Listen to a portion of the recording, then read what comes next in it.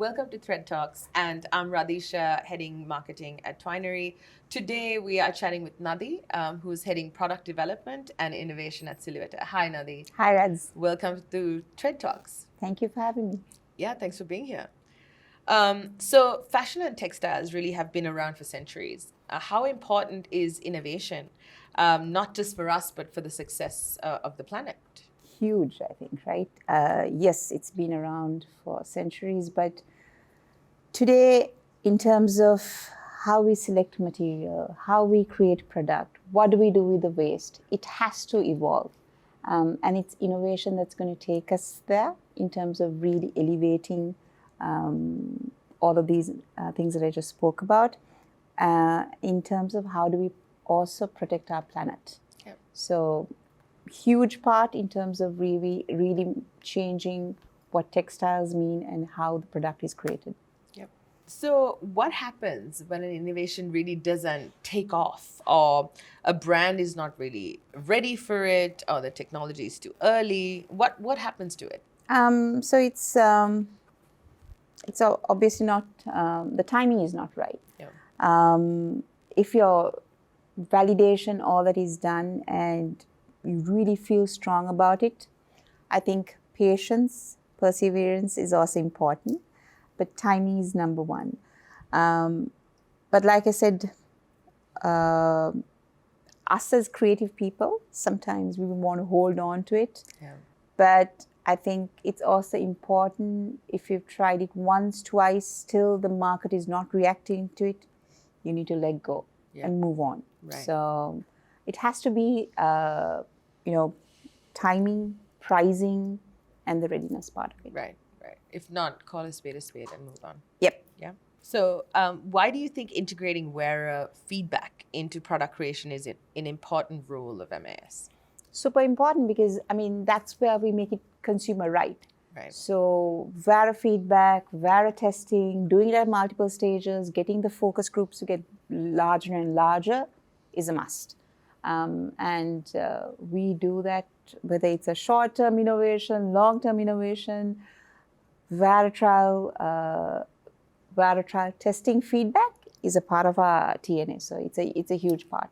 So how does MAS really get and take on board consumer and wearer feedback into enhancing our design and development process?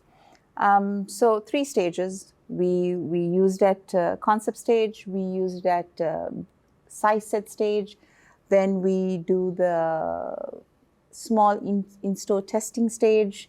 So every single stage of wearer trial, we fine-tune the product, fine-tune it. So when we do those big volumes, the launch would be like 2 million units. Wow. It's tested, it's validated, not just internally and the brand's focus groupers, but the external audience as well. So every single time, and we test it, we know we're doing it right. And we've had instances, right, in bras and in panties and in sportswear, where we've had some amazing ratings, like saying this is like 98% comfort right. Right. 100% fit right. And the brand has kind of like, guys, we've never had these ratings ever. So that's what wearer trial feedback does. So when it comes to launch, how many roughly pair of eyes have really seen that product before it comes to launch? Within the organization and the brand, I would say at least 100. Wow. At least 100. At least. Yeah. Interesting. So what are your personal feelings about macro trend forecasting?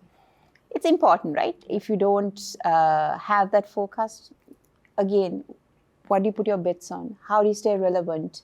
What's the organization strategy? So it all depends on these trends. We're making our decisions based on these trends. Right. Some trends are really heavy and really strong, and those are bigger bets, obviously. Right. And the others are like just what I call as line extensions, right? Right. So trend forecasting is super important, and us following those in our strategies is a must. How are we really improving diversity in fashion, not just in terms of inclusivity, which you spoke about, but in terms of adaptive and non-gender specific clothing? So I think, again, really understanding the audience, that persona, whom are we catering to? and picking the right design, picking the right technology, picking the right material, all comes together when we want to address that audience. But like I said, the unlock is when you understand whom you're servicing, whom you're designing that product for. So I think that's the key ingredient to crack, and the others are just attributes in terms of putting that entire piece together. Right. So, what are the restrictions or limitations when it comes to working solely with base layer garments?